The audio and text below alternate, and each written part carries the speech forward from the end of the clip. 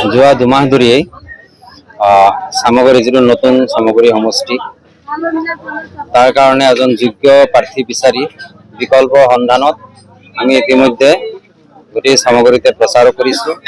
লগতে আমি কেইবালানি মিটিং কৰিছোঁ। আনকি আমি যোৱা দুমাহত আমি মানুহৰ পৰা বহুত সঁহাৰি পাইছোঁ যে বিকল্প সন্ধানত সকলোৱে বিচাৰি আছে এজন যোগ্য প্ৰাৰ্থী। আমি বিশেষকৈ বিষাদগাৰ এটাই যে আমাৰ প্ৰাক্তন যিজন মন্ত্ৰী আছিলে তেওঁ নিজে যিহেতুকে কংগ্ৰেছৰ এজন শক্তিশালী নেতা আৰু তেওঁ গ্ৰাছৰুট লেভেলৰ পৰা ওপৰৰ পৰা গোটেইখিনিতো জনা মানুহ জ্ঞাত। সেই মৰ্মে বাই ইলেকশ্যনত যিটো ফলাফল লাভ কৰিলে কংগ্ৰেছে সামগ্ৰী পুৰণা সামগ্ৰী নতুন সামগ্ৰীত যাতে দুনাই কংগ্ৰেছৰ সেই বেয়া ফলাফলটো যাতে নহয় তাৰ কাৰণে আমি আগৰ পৰা লাগি আছো যে তেওঁৰ এজন সন্তান তানজিল হুছেইন নাম সাংসদগৰাকী, গতিকে তেওঁক আমি যোগ্য বুলি বিবেচনা নকৰোঁ।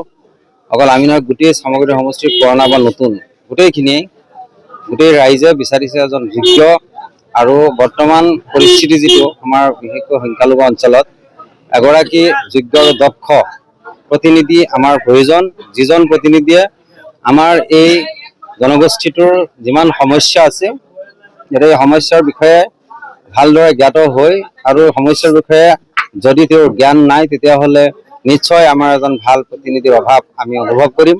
গতিকে আমি অনুৰোধো জনাইছোঁ হাইকমাণ্ডলৈ আগতেও, এতিয়াও আজিও জনাওঁ যাতে এজন যোগ্য অকল সাংসদৰ পুত্ৰ বুলি যাতে তেওঁক আমাৰ কংগ্ৰেছৰ পৰা হাইকমাণ্ডে নিৰ্বাচন নকৰে অৰ্থাৎ প্ৰাৰ্থিত্ব নিদিয়ে তাৰ কাৰণে আমি আহ্বান জনাইছোঁ আজিও।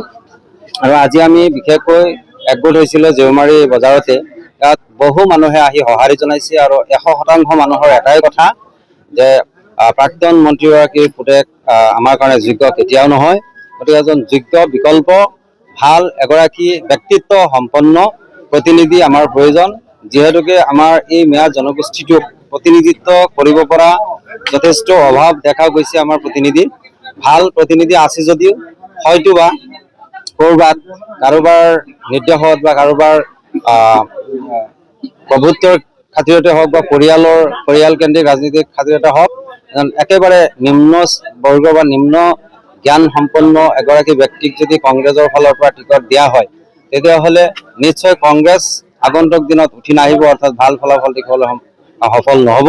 গতিকে আমি কংগ্ৰেছকো আমি ভাবোঁ যে কংগ্ৰেছ আমাৰ এতিয়া বিকল্প হিচাপে ভাল ফলাফল দেখুৱাবলৈ হ'লে ভাল এগৰাকী ব্যক্তিত্ব সম্পন্ন এজন প্ৰতিনিধি ৰাইজেও বিচাৰিছে, আমিও বিচাৰিছোঁ। আৰু এই বিষয়ে আমি গোটেই অঞ্চলতে গোটেই সমষ্টিতে আমি ঘূৰি ফুৰি আছোঁ, সকলোতে ভাল সঁহাৰি পাইছোঁ আৰু ৰাইজে বিচাৰিও আছে যে সাংসদ ৰকিবুল হুছেইনৰ পুতেকক নহয়, এগৰাকী ব্যক্তিত্ব সম্পন্ন লোকেল আমাৰ স্থানীয় এগৰাকী উচ্চ শিক্ষিত ভাল ব্যক্তিক, ৰাজনৈতিকভাৱে অভিজ্ঞ ব্যক্তিক ইয়াৰ পৰা প্ৰাৰ্থিত্ব প্ৰদান কৰিব লাগে। যেহেতু আপোনালোকে কংগ্ৰেছৰ বুলি দাবী কৰিছে বা কংগ্ৰেছৰ চৰকাৰ হিচাপে কাম কৰি আছে, অবভিয়াছলি ৰাইজৰ এটা ক্ষোভ, যদি তেওঁ প্ৰভাৱশালী এগৰাকী যদি হাইকমাণ্ড হিচাপে নেতা হিচাপে কংগ্ৰেছৰ তেওঁৰ পৰিয়ালৰ তেওঁৰে সন্তানকে যদি দিয়ে বা হাইকমাণ্ডে যদি এই ভুলটো আকৌ দুনাই কৰে তেতিয়াহ'লে এইটো ৰাইজে সচেতন হৈছে, ৰাইজে বিকল্পৰ চিন্তাত নিশ্চয় তেওঁলোক অটুট থাকিব আৰু হয়তো কংগ্ৰেছৰ ভাল ফলাফল নেদেখুৱাৰ সম্ভাৱনা বেছি থাকিব। আমি বিচাৰোঁ এজন শক্তিশালী ভাল ব্যক্তিত্ব সম্পন্ন আমাৰ পিছপৰা এই ৰাইজক বা মিয়া জনগোষ্ঠীক প্ৰতিনিধিত্ব কৰিব পৰাকৈ আৰু সবল আৰু শক্তিশালীভাৱে যাতে কথাবিলাক উত্থাপন কৰিব পাৰে এছেম্বলিত, তেনে এগৰাকী ব্যক্তি কংগ্ৰেছৰ হাইকমাণ্ডে নিৰ্বাচিত কৰক আৰু তেনে ব্যক্তিক প্ৰাৰ্থিত্ব দিয়ক। অনায়াসে পাছ কৰি যাব, ৰাইজ কংগ্ৰেছৰ লগত আছে থাকিব। কিন্তু যদি একেবাৰে অযোগ্য ব্যক্তি এগৰাকীক, একো নজনা এগৰাকী ব্যক্তিক বা আমাৰ জনগোষ্ঠীটোৰ বিষয়ে নজনা, ৰাজনৈতিকভাৱে পৰিপক্ক নহয় তেনেকুৱা এগৰাকী ব্যক্তিক আজিৰ যুগত প্ৰাৰ্থিত্ব দিব খোজে অকল তেওঁলোক যে এনেকুৱা ৰাজ পৰিয়ালৰ বা তেনেকুৱা ৰাজনৈতিকভাৱে তেওঁলোক প্ৰভাৱশালী বুলি হাইকমাণ্ড হৈ নিজেই যদি এই ভুলটো কৰে তেতিয়াহ'লে হয়তো ৰাইজ অনাগত দিনত নতুন কিবা বিকল্প চিন্তা কৰিব। কথাটো স্যাৰ এণ্টি তানজিল হুছেইন মানে তানজিল হুছেইনটো যোগ্য নহয়, লগতে পৰিয়াল কেন্দ্ৰিক ৰাজনীতিৰো অৱসান বিচাৰোৱা হয়। পৰিয়ালত যদি সুযোগ্য সন্তান থাকে ৰাইজে তেতিয়া সঁহাৰি জনাব, ৰাইজ আগবাঢ়ি আহিব, সেই কথাটো স্বতঃস্ফূৰ্ত। কিন্তু আমি যদি প্ৰভুত্ব খটাব খোজো আৰু বীৰত্ব খজুৱাই প্ৰভুত্ব খটুৱাই আমি যদি তেনেকেই আগবঢ়াও প্ৰতিনিধি, তেতিয়াহ'লে হয়তো ৰাইজে ভাল সঁহাৰি নিদিবও পাৰে।